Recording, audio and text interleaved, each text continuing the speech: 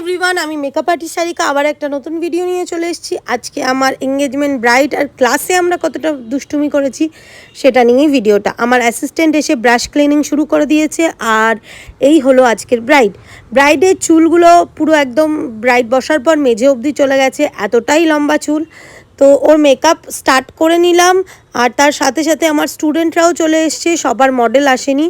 তো এই ব্যাচে টোটাল আছে 5 জন, তো 4 জন ক্লাসে এসেছিল, বাট লাস্ট পর্যন্ত লুকটা কমপ্লিট করতে পেরেছে 3 জন, কারণ একজনের একটু প্রবলেমের জন্য বাড়ি চলে গেছিলো। তো ওরা মোটামুটি মেকআপ স্টার্ট করে দিয়েছে, আর আমারও ব্রাইডের লুক কমপ্লিট। তো তার মাঝখানে আমার এই ড্রেসটা আমি অনলাইন থেকে মিন্ত্রা থেকে নিয়েছি, তো ড্রেসটা এসছে, সেটাই পরে ট্রাই করছিলাম আমাকে কেমন লাগছে। আর এই হলো আমার একটা স্টুডেন্ট যার নাম খুকুমণি, তার মেকআপ। তারপর এটা হলো রুনার মেকআপ, আর নেক্সট যেটা এটা হলো রিমির মেকআপ। হচ্ছে মেকআপ আর্টিস্ট, তোমার জন্য এত সুন্দর মেকআপ শিখতে পেরেছি, আর সত্যি খুব ভালো শেখায় দিদি। আর কি বলবো, মানে ভাষা নেই।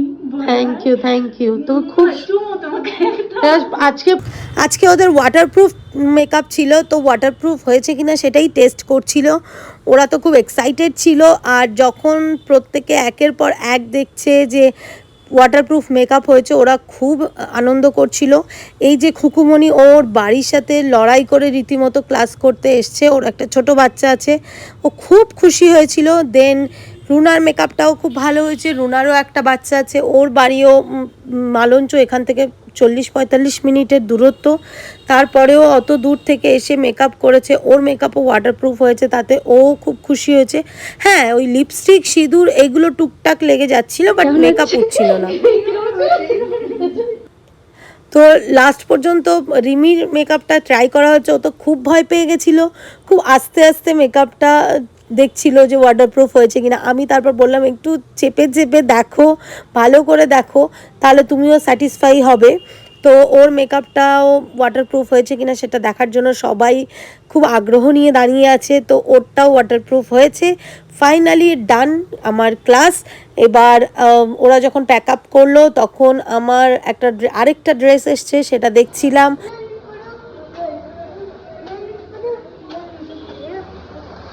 কোথায় যাচ্ছ?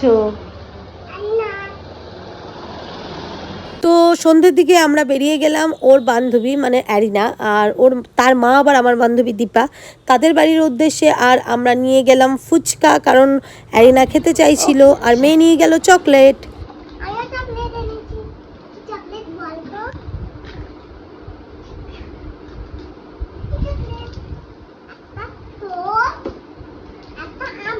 ওদের মধ্যে খুব মিল, কিন্তু আবার খুব ঝগড়া। ওরা এমন ঝগড়া করে, দুজনকে মারপিট কান্নাকাটি। আমার মেয়েই অ্যাকচুয়ালি বেশি মারে।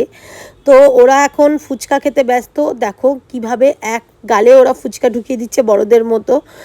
ওদের খুব ভালো লেগেছে ফুচকা, ওরা খুব এনজয় করেছে। অ্যারিনার দেখে সানায়াও চেষ্টা করছে পুরো ফুচকা মুখে দেওয়ার জন্য, আর ও করতে পেরে ও খুব খুশি হয়েছে। তারপর অ্যাজ ইউজুয়াল আমি চা খেতে খুব ভালোবাসি, তো ও তো চা আনবেই আমার জন্য। এবার মেয়েদের বায়না, ওরা নতুন ড্রেস পরবে, এই ঝাপড়ি ঝুপড়ি ড্রেসগুলো পরবে ওরা। মানে আমি তো এগুলোকে মশারি বলি, ওরা এই মশারি পরতেই বেশি ভালোবাসে। তারপর একজনের ড্রেস চুজ হয়ে গেছে, আরেকজনের ড্রেস চুজ করলো। এই হলো ওদের ফাইনাল লুক। বাই বাই আজকের মতো।